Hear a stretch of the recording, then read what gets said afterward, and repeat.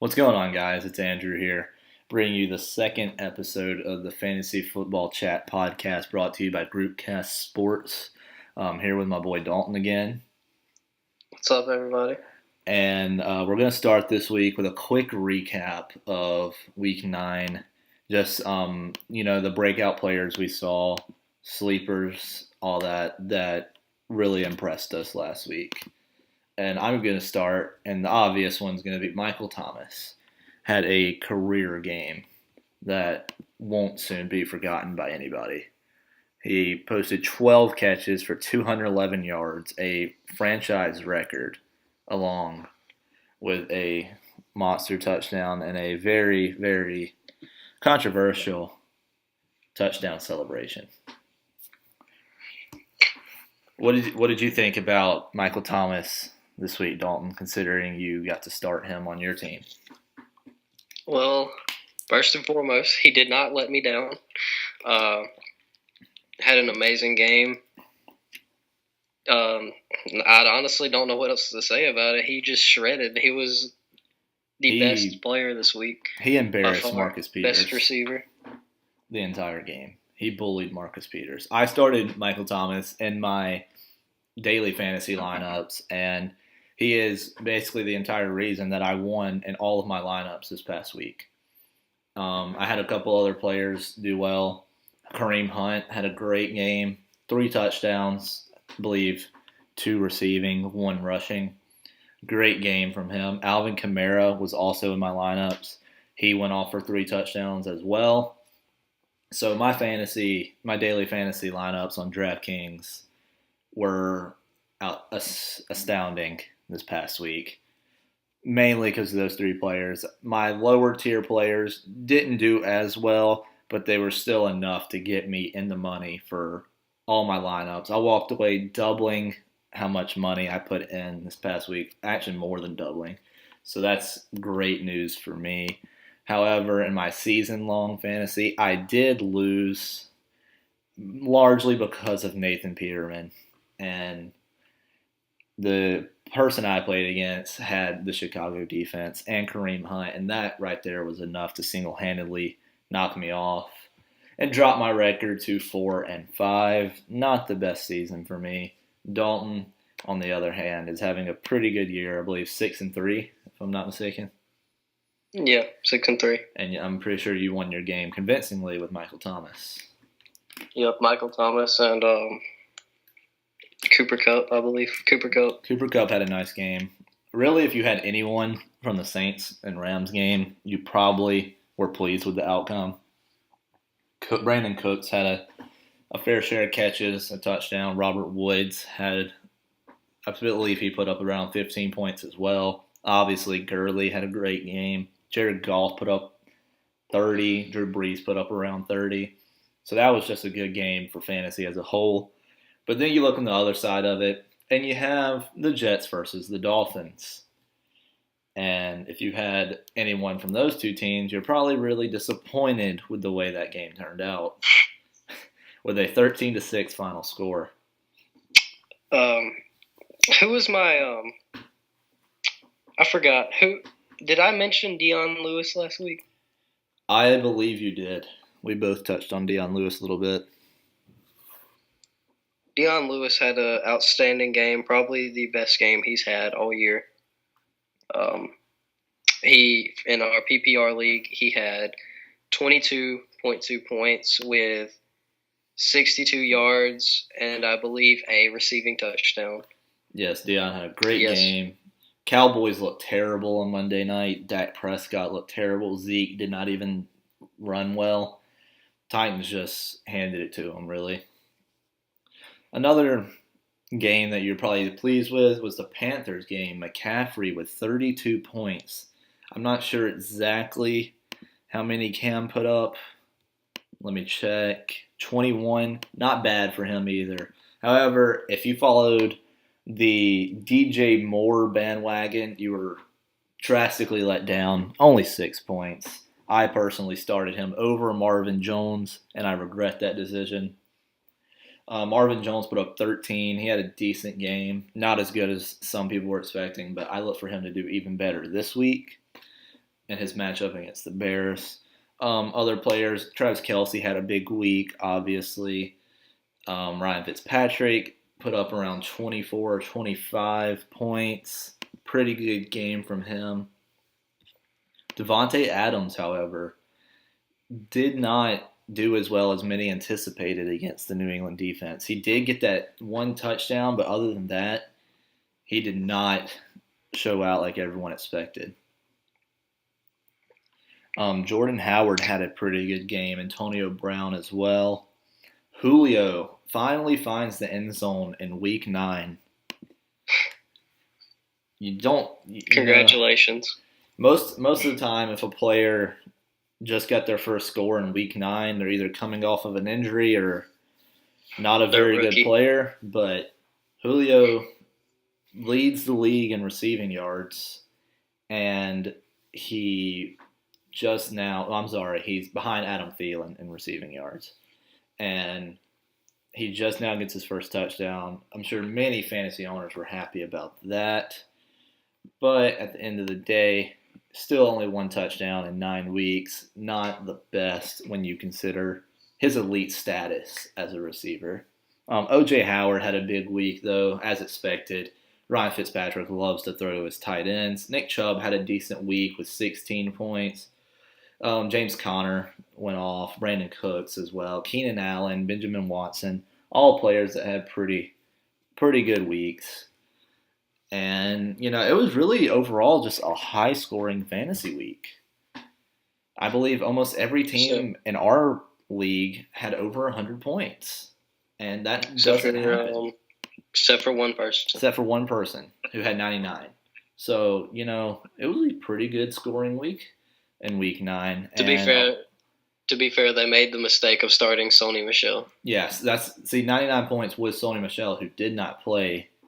So, it was a pretty good week for fantasy, especially our league. We had a bunch of close games, really exciting. It came down to the wire, as close as Julian Edelman's last 11-yard, 12-yard run won the game for someone in our league. So it's real exciting.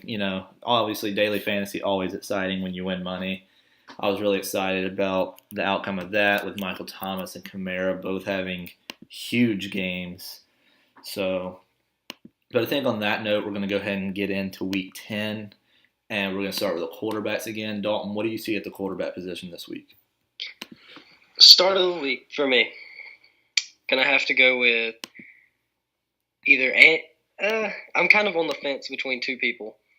I wouldn't necessarily say they would be the starts of the week, but they are two people that I'm really interested in watching this week. Alex Smith against the Buccaneers, and also Andy Dalton against the Saints. Yes. Andy Dalton primed to have a big week, mainly because it's going to be a passing game. I look for the Saints to probably take an early lead. That means Andy Dalton's going to have to keep passing to try to play catch-up the whole game. And the Saints struggle to contain quarterbacks. That seems to be like one of their biggest problems. Most definitely. Andy Dalton, good play this week. I believe he's going for 7.9 on FanDuel and 5.8 on DraftKings. So good value play if you're looking to stack receivers. He would be a good stack with Tyler Boyd this week, the Bengals' leading receiver, with A.J. Green out for at least 2 to 3 weeks.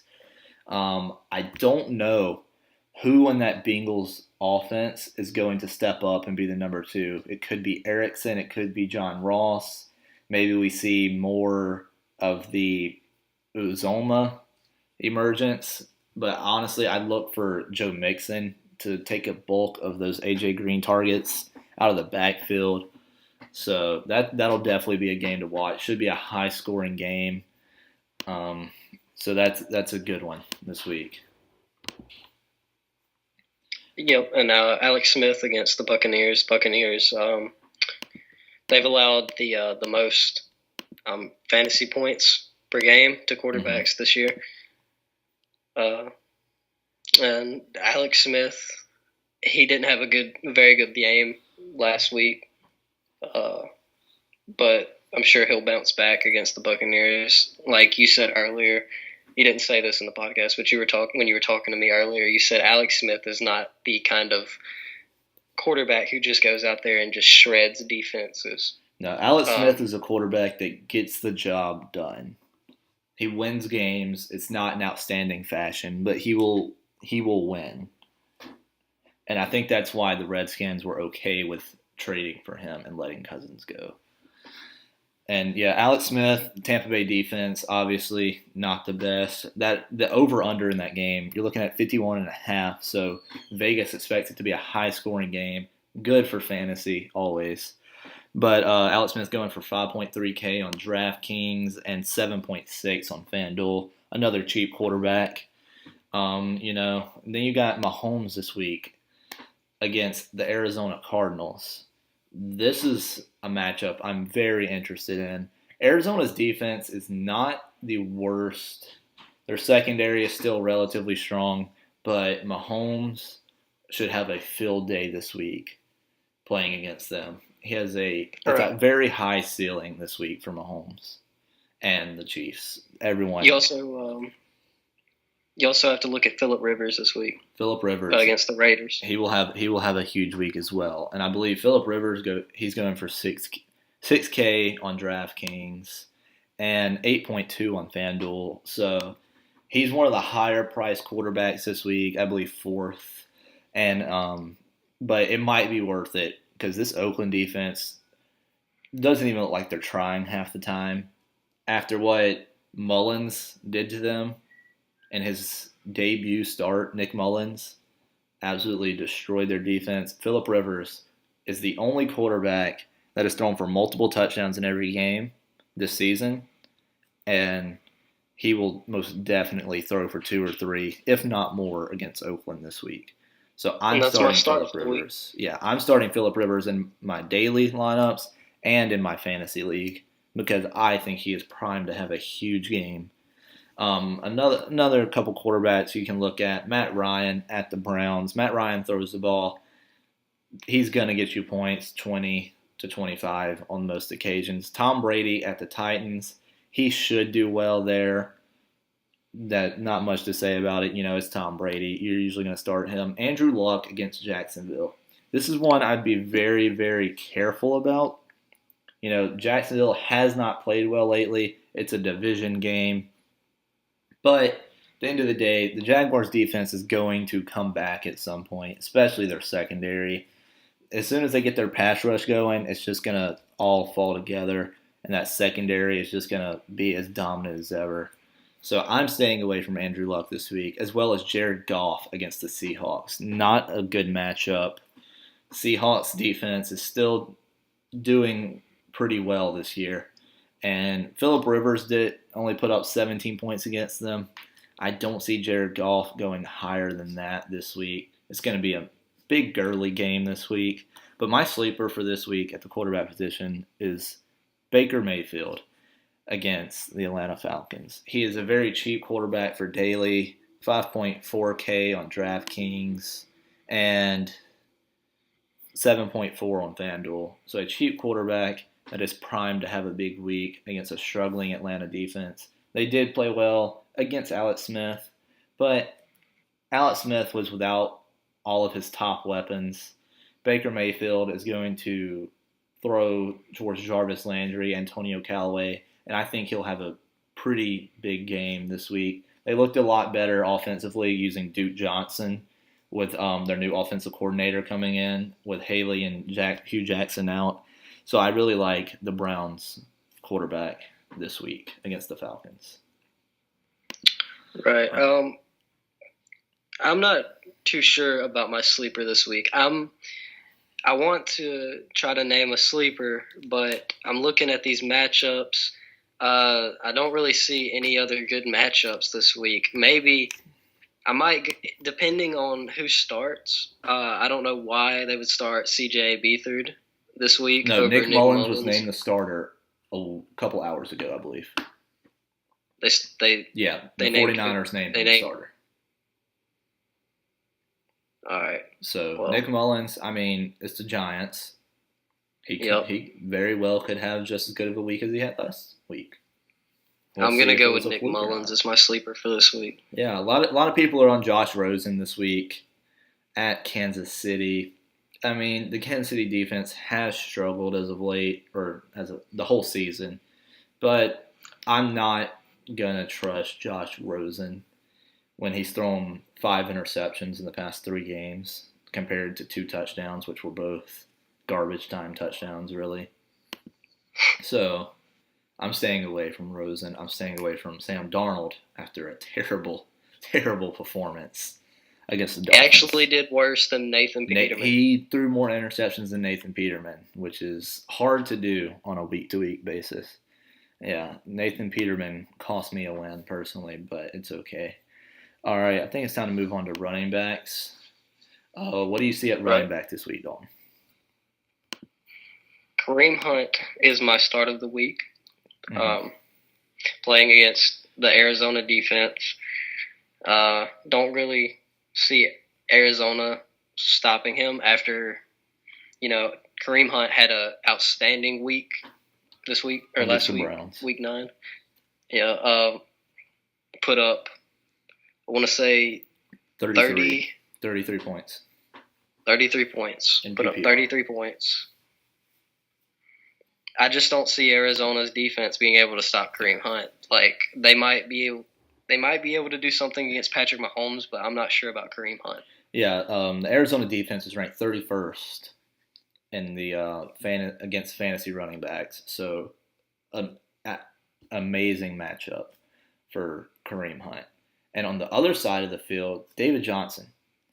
Right. Like I said, the Cardinals ranked 31st. Well, a team that's ranked 32nd is the Kansas City Chiefs. So David Johnson is going to have a huge game.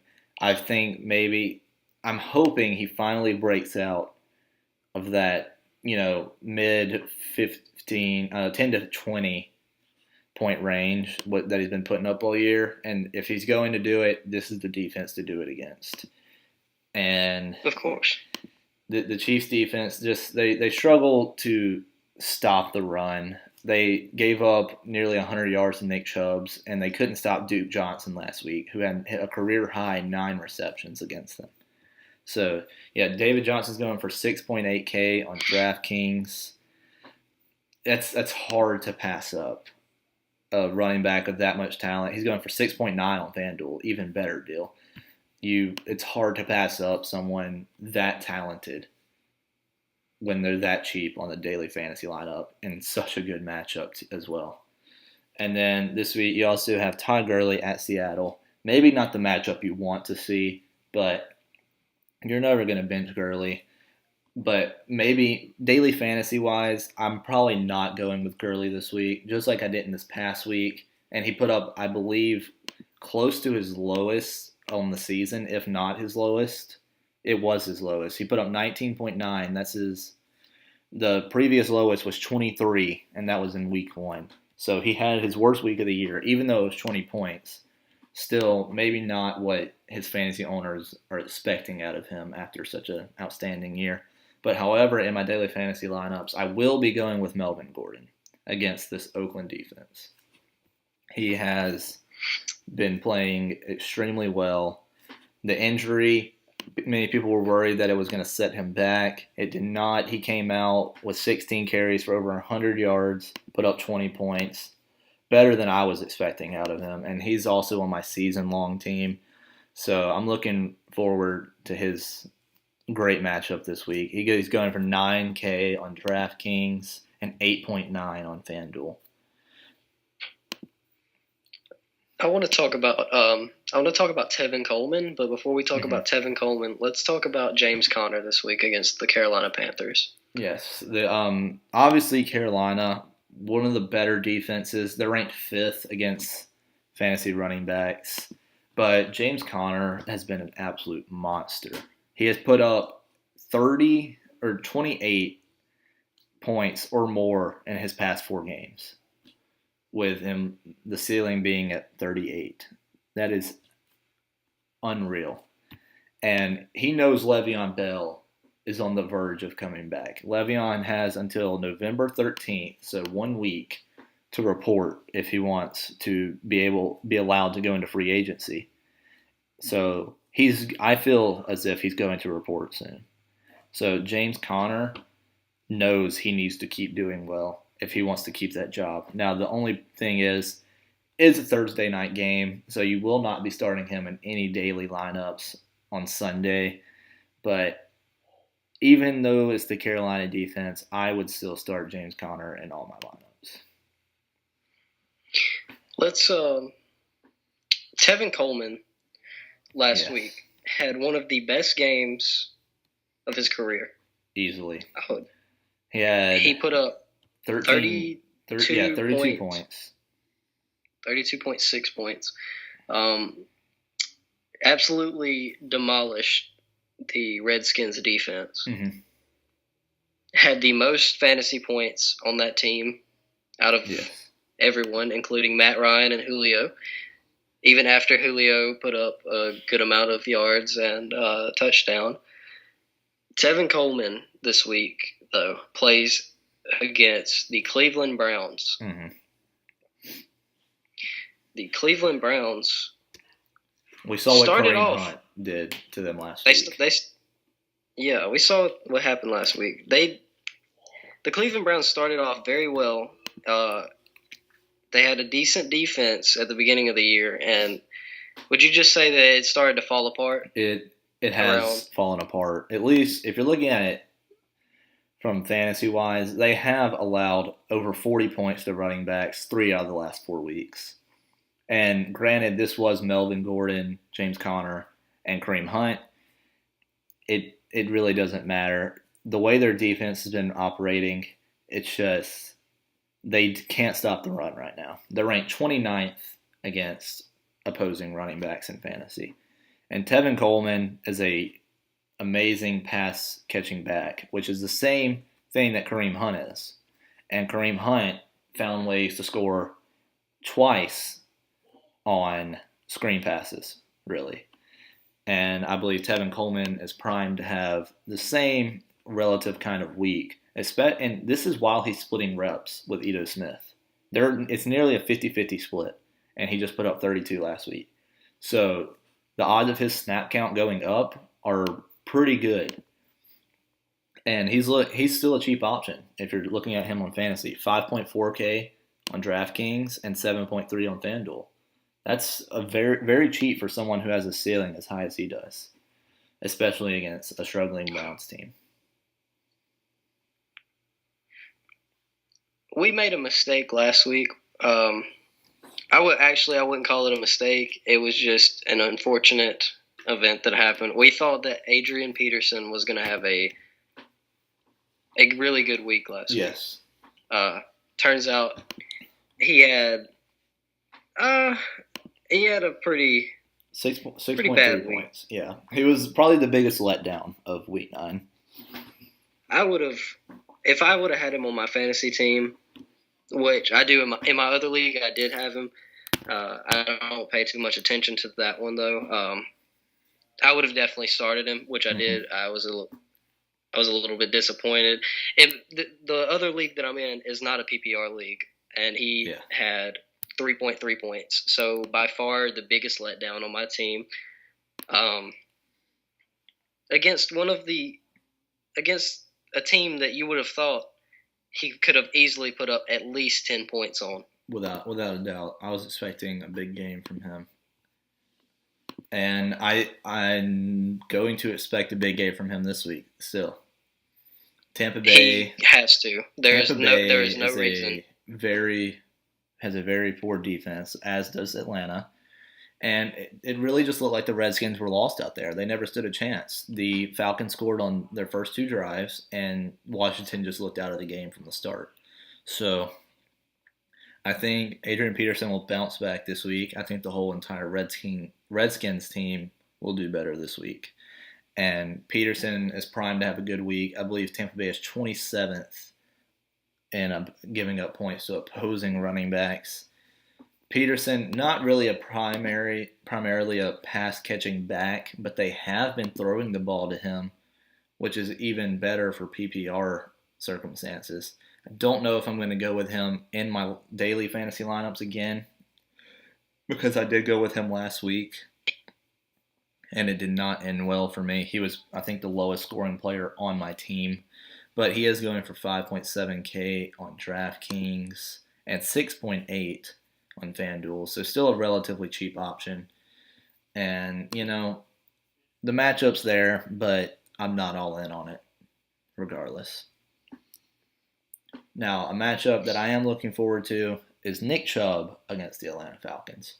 After the Falcons shut down Peterson this week, there's no way they can shut down Nick Chubb immediately after. Chubb has been running the ball extremely well, and he's getting 20 carries a game. That's insane for a rookie. He's getting Saquon Barkley-like carries. And I'm pretty sure Barkley only gets about 13 to 15 carries, but he gets all those receptions. The problem is Nick Chubb's not going to get those receptions. Those are going to go to Duke Johnson. But Nick Chubb is going to get the bulk of the running. He's going to get the red zone looks, the first and goals from the 1 or 2. Those are all going to go to Chubb. And the Browns looked better as a team despite getting blown out by Kansas City. Their offense looked better, and it was running smoothly, especially in the first half where they were hanging in there with Kansas City still. So Chubb's a good play this week, and he's still a cheap running back in daily, 5.5 on DraftKings, and 6.7 on FanDuel. So still a cheap running back, good option, good matchup this week. I believe we've been talking about running backs for a little bit too long here. There are a lot of good matchups this week. There are also a lot of really bad matchups this week. I wouldn't say this is a really bad matchup, but Christian McCaffrey at the Steelers, I don't really see McCaffrey doing too much this week. The Steelers have the second best defense against the run game this year.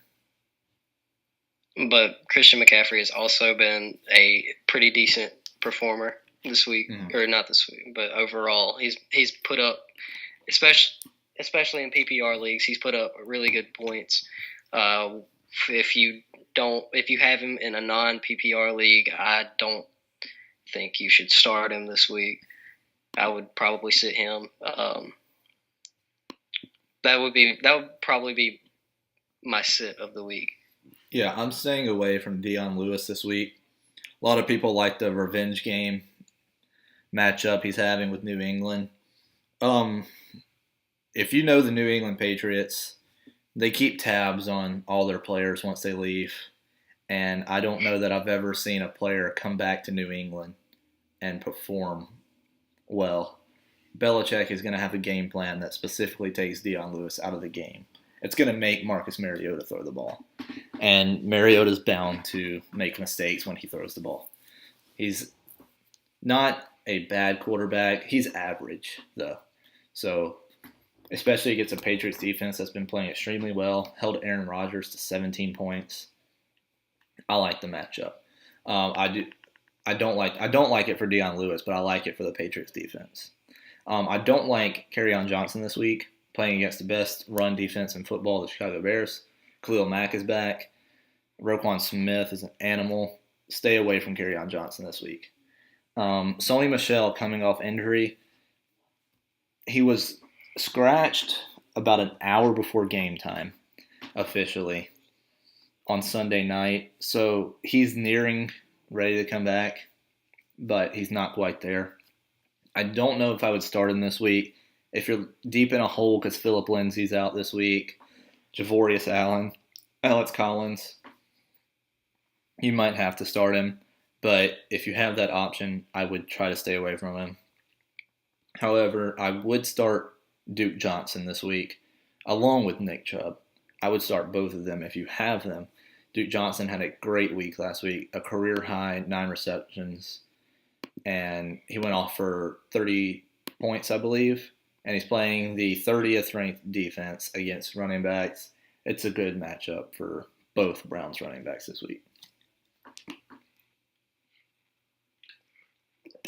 All right, you want to move on to wide receivers now? All right. First off, start of the week for me, uh, it's kind of a toss-up. Michael Thomas obviously is a start, but one that wouldn't be like one that you would suspect as a start. I can't think of a good word for it, but Not as obvious. not as obvious would be Keenan Allen this week against the Oakland Raiders. Yeah, Keenan Allen struggled early in the year. He's kind of caught stride these last 2 weeks, having decent games. Oakland's defense is terrible. Keenan Allen, pretty much every Chargers player. I would even go as far as say Tyrell Williams is a start this week, especially in daily fantasy lineups. A lot of people are looking towards Antonio Gates this week at tight end. We'll get to that in a minute. But, yeah, I definitely like Michael Thomas and his matchup against the Bengals. Keenan Allen is going to have a good game. The receiver that I look to break out this week, and I say this sadly because I play against him, is Julio Jones. He finally finds the end zone in Week 9, and now he goes and plays a struggling Cleveland Browns defense. In your daily lineups, you're probably going to want to get Julio in there. He's 8.3 on DraftKings and 8.7 on FanDuel. He's projected to get over 20 points. He is a most definite get in your daily fantasy lineup this week. So that's going to be a huge game for him. I look for him to find the end zone possibly 2 to 3 times, just like he did against the Buccaneers last year, where he had that one game where he went off. I believe that will be it. It will be this week, like it was last year. Another receiver I'm looking heavily at, Tyler Boyd. A.J. Green is out for a couple weeks, so Tyler Boyd has to step up even more than he has been previously. So he is bound to have a good week. The Saints secondary has improved, but they are still not there yet. So I would say Tyler Boyd's a good play this week. In daily fantasy and in season long, I would go with Tyler Boyd as one of your top receivers. He's 7.5K on DraftKings and 7.8 on FanDuel. Let's see. How do you feel about Jarvis Landry this week? I think Jarvis Landry is bound to have a good game against the Falcons. Falcons are ranked 30th against opposing receivers. Jarvis Landry is the number one option for Baker Mayfield by far. He is bound to get 8 to 10 catches probably, and hopefully he'll find the end zone as well. He hasn't been in the end zone but twice this year, and that's crazy considering the volume of passes that goes his way. But I think he'll have a good week.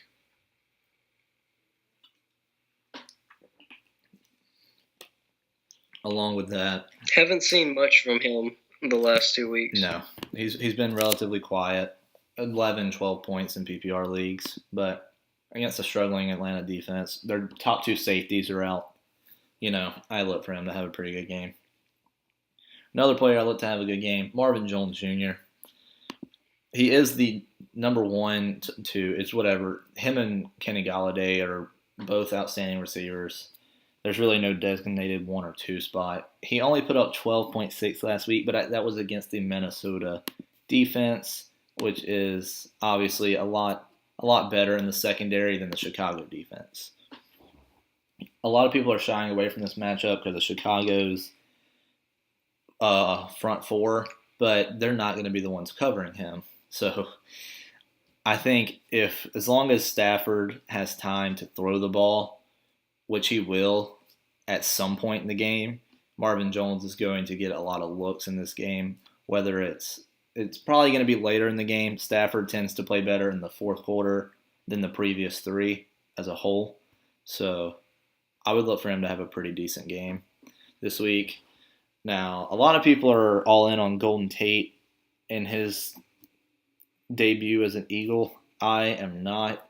The Cowboys very quietly have the best secondary in football in terms of how many points they give up to fantasy receivers. So I don't see Golden Tate having a big week along with Alshon Jeffrey. Those are 2 receivers I'm staying away from for the most part.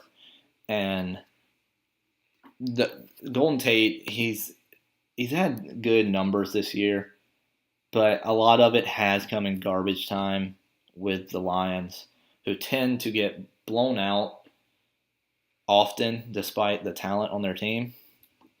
So I would not start either of those receivers this week. T.Y. Hilton against the Jaguars. T.Y. Hilton is a great receiver, don't get me wrong, but like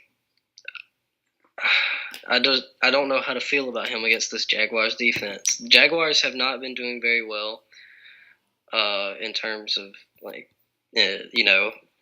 offense, but their defense is still very strong. Strong secondary. Yeah. How do you see T.Y. Hilton More doing than likely this week? T.Y. Hilton's going to be matched up with Jalen Ramsey. Ramsey, while I think he's a little overhyped, he's still extremely talented. So it's not a good matchup for T.Y. Hilton. I am starting him in my season-long fantasy, but it's more so because I don't have anyone else to start except for Matt Breida, and I'm even back and forth between those two with Breida battling injuries. But I'm starting T.Y. Hilton, but I don't recommend it for the most part. He is going 5.7K on DraftKings and 7.0 on FanDuel, so relatively cheap receiver. It's just the matchup it makes you question it because it's hard to go against this Jaguars defense. I believe they're still ranked second against fantasy receivers. So even though they have been losing games, they haven't been giving up many fantasy points to anybody. Juju this week. Juju Smith-Schuster against the Carolina Panthers. I'm gonna be honest. I don't think anyone should start him this week. He's ranked high. In our PPR league, he's ranked 16th. But this week is not a good week for him. And I believe Antonio Brown is going to get most of the receptions like he always does. Juju is the second. He's wide receiver number 2. But I don't believe he's going to get too many passes this week. And if he does, they won't. He's just not going to perform. Yeah, I can agree with that one. And another receiver that's ranked really high that you want to be careful with this week is Odell. It is the San Francisco 49ers, and I understand how much their defense has struggled this year. But Vegas has the over-under on this game listed as 43.5, which I believe is the lowest for the week. So there's not expected to be a whole bunch of scoring in this game. And now there's quarterback controversy going on with Eli Manning. This might be his last week as a starter with Kyle Lauletta looming in the background. Although, he did just get arrested last week, but the Giants have said that he will not be suspended. They will handle it internally. So there was already rumors about him starting this week, but I think the arrest kind of blew those away. But don't be surprised if this is Eli's last week starting for the Giants this year because he has not performed. I know the stats are there. He has plenty of yards, and one of the highest quarterback ratings as well, but he's not winning. And at the end of the day, football is about wins, not stats. So Odell, he's a start in season long, but I'm staying away from him in daily fantasy, which he is on the Monday night game, so that makes it easier to do. And, so the Giants and 49ers matchup, not a good game. Not sure why it's a primetime game either. Guess we get to see Nick Mullins go at it again. His second game in the NFL, both primetime. I don't think many quarterbacks have experienced that one. But, so my sleeper at this position is going to be Larry Fitzgerald this week. He is playing the Kansas City defense, ranked 19th against opposing wide receivers. It's risky to go Fitzgerald. I know Josh Rosen has not performed lately, but Fitzgerald is the wide receiver one there, and the Kansas City defense is a struggling one. It gives up pretty much 40 points to opposing wide receivers weekly. Fitzgerald, so I mean, those points have to come from somewhere. And in his last game, he put up 26 points against San Francisco. So I see him keeping up that trend this week and having a and my sleeper this week, real quick. No, sorry for interrupting, but my sleeper this week, pretty low ranking, or pretty low ranking on the wide receiver list that we got. Antonio Callaway. Ooh. A lot of people have been weary about him because he tends to go off in weeks where he's not supposed to. He put up 15 points against Pittsburgh and then comes back, and you look at this game against Tampa Bay and he puts up 2. So there's really no algorithm for Antonio Callaway, but he's not a bad player. I just have a feeling. Yeah, pretty good matchup. Pretty good matchup. The matchup is there, 30th, the Falcons are 30th to receivers, as I said earlier. So, another one, Traquan Smith. Not many people know who he is, but he's starting to emerge as the number 2 in New Orleans. So, against that relatively weak Bengals secondary, Traquan Smith, not a bad play. Marquez Valdez-Scantling, a lot of people are on him this week. Miami's secondary is not that bad, surprisingly, but he's still a good play. He's emerging as the number 2 receiver to Devontae Adams. And another one, someone that has been going off lately and not being talked about, Adam Humphries. Put up 30 points last week. Adam Humphries, indeed. 15 the week before. Indeed. So thought about picking him up this week. Good play in daily fantasy for sure. So he's going for 3.9 on DraftKings and 5.7 on FanDuel. So a very cheap receiver that has a lot of upside, especially with Fitz Magic back.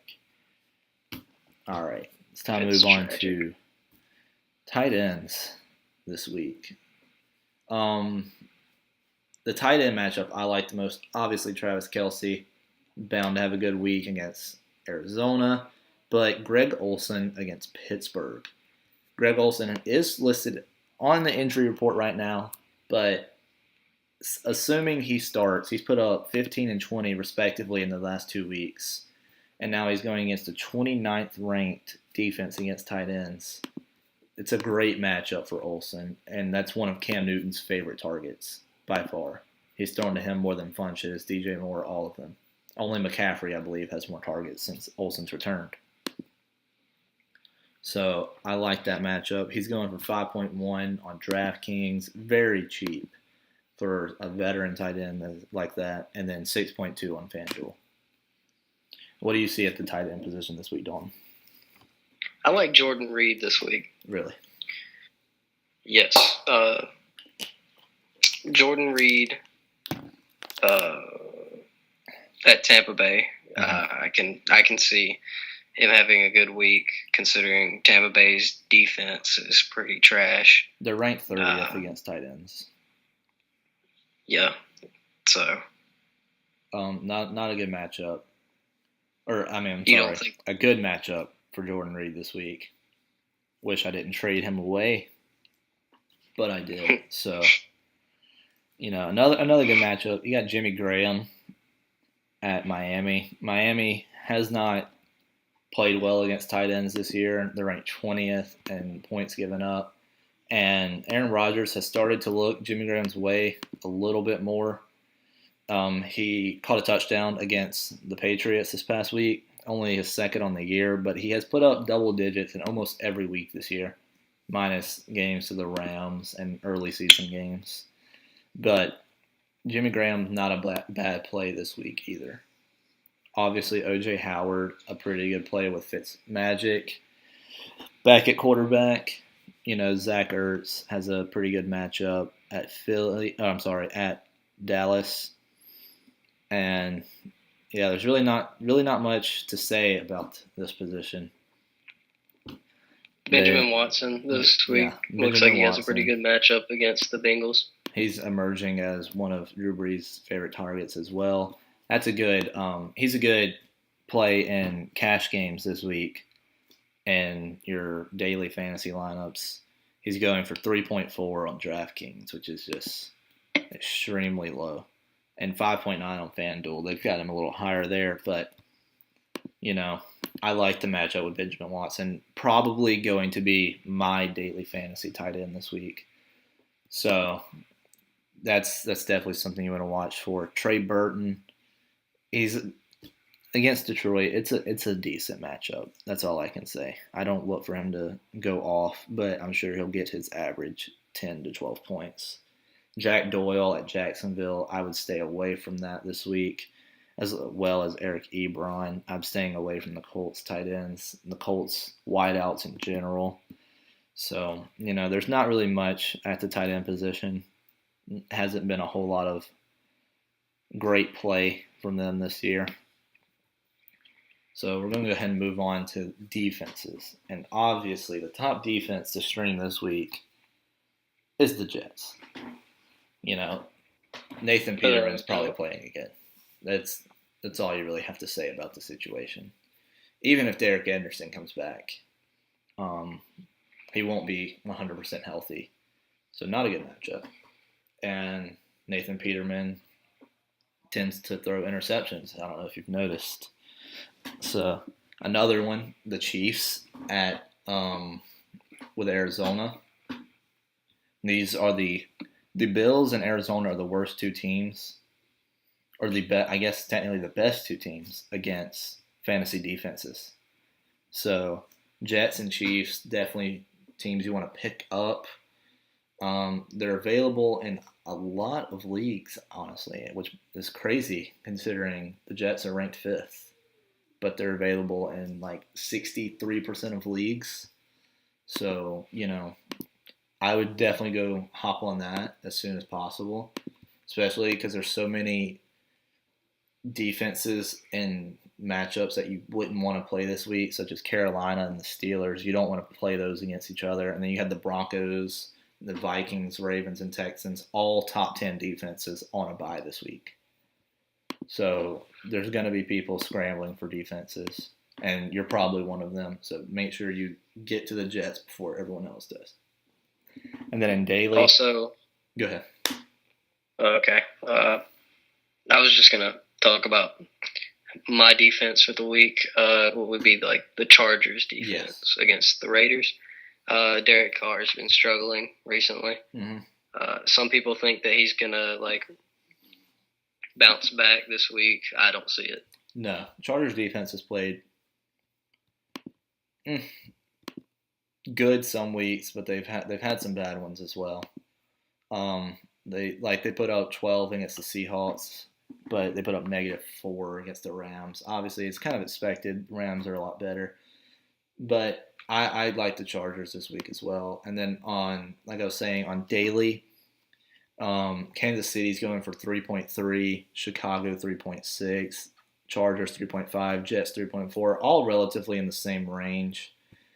So really, you could go wherever you want this week on defenses and daily, but picking that right defense can sometimes be the difference maker in cashing out and losing your money. Like the number one, I played in a tournament with over 100,000 people this weekend, and the number one person had the Chicago Bears defense, and he also had DJ Moore, and DJ Moore had 6 points, but because one of his receivers had 6 points and his defense had 28, it made up for it. And he was able to catch, I believe he won $250,000. And I guarantee you, had he went with, say, the Chiefs defense, who put up 5 points, he would not have finished in first place. So getting that right defense is critical to cashing out in both DraftKings and FanDuel. And obviously, it's great to get the right defense in your season long because not many defenses are reliable on a week-to-week basis. So Now let's move on to kickers very briefly. Greg Zerloin at Seattle. Not a good matchup, but he's projected. Not too much to say. Not too much to say about kickers. No, it's not a good matchup for him, but for some reason he's still the highest projected kicker this week. Obviously, in daily fantasy, you don't pick kickers unless you're playing captain games. I got Harrison Butker this week for the best kicker. Yeah, I'm picking up Vinatieri against Jacksonville because I feel like the Colts are going to get down the field, but every time they get down the field, they're just going to choke and have to kick a field goal. So I'm going Vinatieri. I'm dropping Matt Prater, actually. So I like the matchup, I guess you could say. Justin Tucker's on a bye. Dan Bailey's on a bye. Fairbairn's on a bye. So a lot of people are actually looking to get kickers this week. So maybe it's actually is kind of a big deal. So I would go Ryan Suckup is available in a lot of leagues at 90% of leagues, actually. Vinatieri's available in 60%. Those are just go get one of those two. Crosby, if he's still available in your league. It's not really much about kickers. It's a toss up. You can never guess who's going to kick the most field goals on a week to week basis. I was lucky to get Robbie Gould this week. Not too sure how he's going to do, but I'll take what I can get. Yeah, you hope for more than 5 points out of your kickers, really. And then every once in a while you have your Jason Myers game where he just comes out and scores 27 points against the Colts. So, but not everyone kicks 7 field goals in one game because they play for the Jets and they can't score touchdowns. All right, so we're gonna finish it a little differently this week, and we're gonna end with a couple hot takes about what we see coming up this week, whether it's fantasy-wise or just,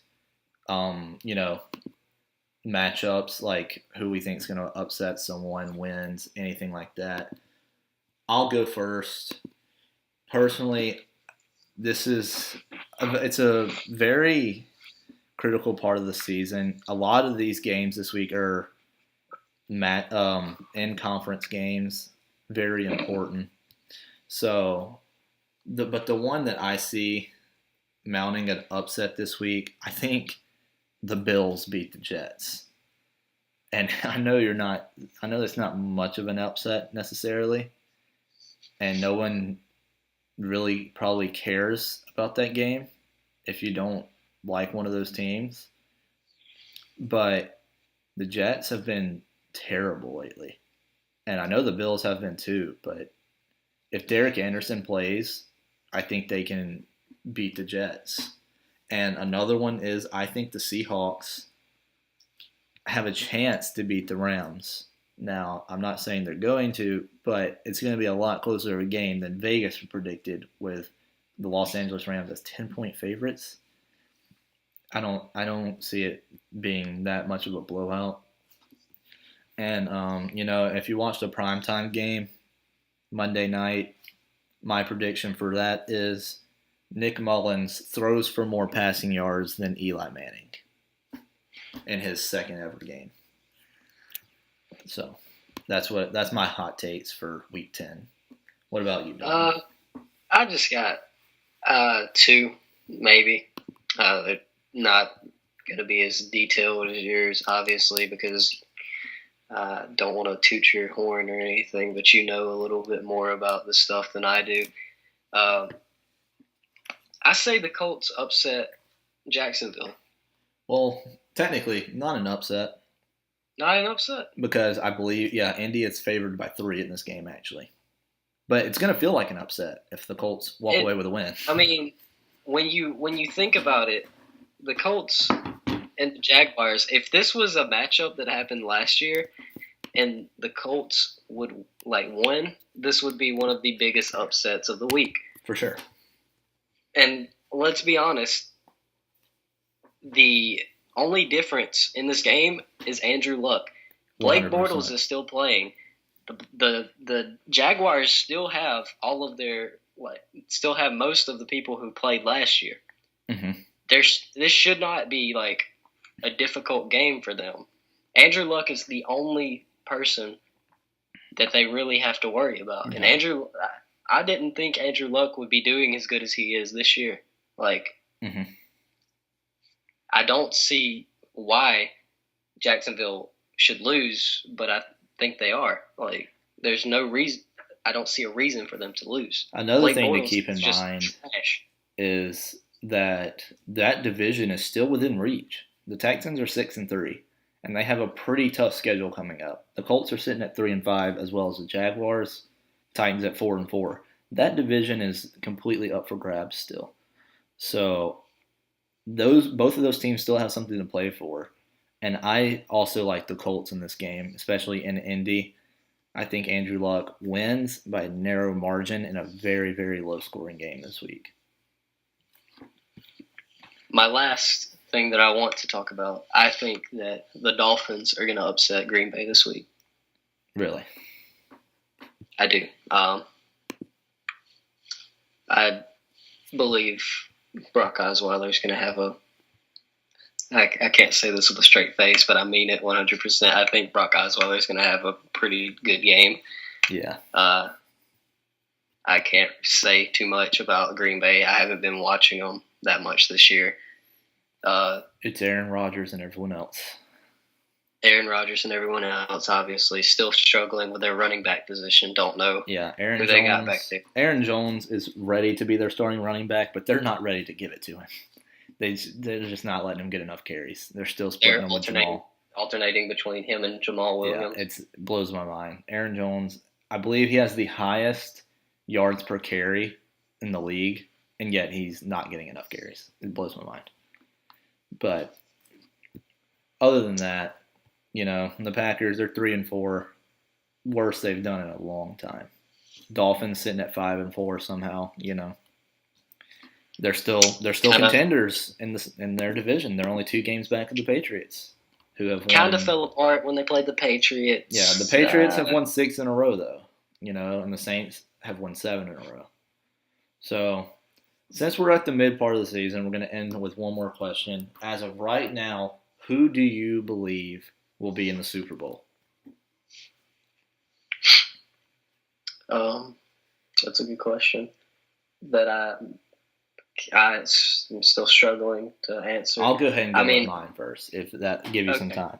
I have the 2 teams I just mentioned, the New England Patriots versus the New Orleans Saints.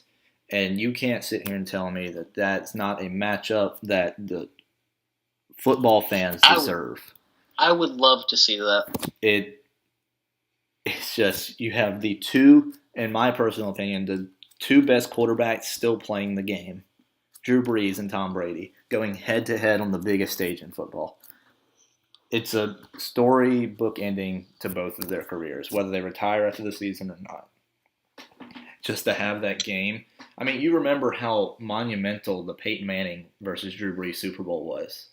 This one would be even bigger because they're later in their careers. They've done even more. Tom Brady holds every postseason record, and Drew Brees owns practically every regular season record. And, a lot of people, with Drew Brees breaking all these records, have been putting him in the GOAT talk, and myself included. And I think with a Tom Brady versus Drew Brees matchup, gives some more people bragging rights in their arguments. And obviously Brady will look to get 6 rings and just further submit his legacy, while Drew Brees looks to get his 2nd one. And I think that's the matchup that I personally want to see and I personally think will happen. See, I was going to say that, but I didn't want it to be too obvious because if I were to ask anyone around right now, I believe they would also say the New Orleans Saints and the New England Patriots. They're the 2 hottest teams in football. Not because that's who they want to see, but that's who has the best chances of making it to the Super Bowl right now. Those are the 2 hottest teams in football right now. And obviously you got to take into account the Kansas City Chiefs and the Los Angeles Rams, but the Patriots have proven they can beat Kansas City, and the Saints just proved they can beat the Rams. And I think that trend will continue in the playoffs. And that's the matchup we're going to have. I think we're going to finally get our Tom Brady versus Drew Brees Super Bowl. And honestly, if that doesn't happen, I personally would not mind if the Vikings made it to the Super Bowl. The Vikings very well have a chance as well. They're sitting at 5-3 right now, but they have played much better than their record shows. I even wouldn't mind the Rams and the Patriots, the Chiefs and the Rams, Chiefs and Saints, any of those. It's really 5 teams that are in contention for the Super Bowl, if we're being honest. It's the Patriots, Chiefs, Vikings, Rams, and Saints. That's the 5 teams that are poised to make the Super Bowl as of now. All it takes is one injury to the Chargers completely change too. it. You can say the Chargers as well. They're sitting at 6-2 so far. 5-game winning streak. They have just as good of a chance. There's really three teams from each conference. Yeah. So I think we'll have a pretty exciting playoffs this year and a pretty intense end of the season. Because the Chargers obviously going to try to fight back and win the AFC West. The Chiefs do hold a 2-game lead on them right now. Patriots probably won't struggle to win the East. The AFC North, it's within the top 3 teams who are all within 1 game of each other. The AFC South, like I said earlier, still up for reach. NFC East is probably the worst division in football record-wise right now. But, it's still worth fighting for. The NFC North, you have Aaron Rodgers who's going to make that late season surge like he always does. But you also have the Chicago Bears who have played outstanding, and then the Vikings, and then you have the NFC South, which personally I think is the strongest conference in football, with the Saints, Panthers, Falcons, and Buccaneers. All of these teams have had their moments this year. The Buccaneers obviously fallen off, but the Falcons have won 3 in a row. The Panthers are 6-2, and the Saints are, in my opinion, right now the best team in football. So that's saying something considering you're a Patriots fan. I'm a diehard Patriots fan. I think the Saints are the best team in football right now. But anything can change as the season progresses. And is really the amazing part about this is the Saints and the Patriots do not have great defenses. And that's the one place I give the Rams the edge. They have the best defense out of all the contending teams still. So that's just something to watch out for. As we get closer to the playoffs, we've eclipsed the halfway mark of the season. And, it's looking like a pretty good year. A lot more exciting, it feels like, than it has been in the past few years. By far, this is like my favorite year of football, and the only thing that could make it better is if the Patriots played the Saints in the Super Bowl. Yeah, I think it's what I personally, as a Patriots fan, I want to see it. I would be disappointed to see Brady lose another Super Bowl, but I would also my second favorite team is the Saints. So I would love to see the Saints win another Super Bowl, and I would love to see Drew Brees win MVP. But that's a whole nother discussion that we'll probably have on our next podcast about who we see going or who we have winning MVP as of now. But on that note, we're going to end this podcast. I want to thank you for listening. Make sure you leave comments, like, and subscribe. Ask us some questions. You can tweet at us. I stay active on the Twitter on Saturday and Sunday to respond to questions. So just want to thank you once again for listening, and have a good day.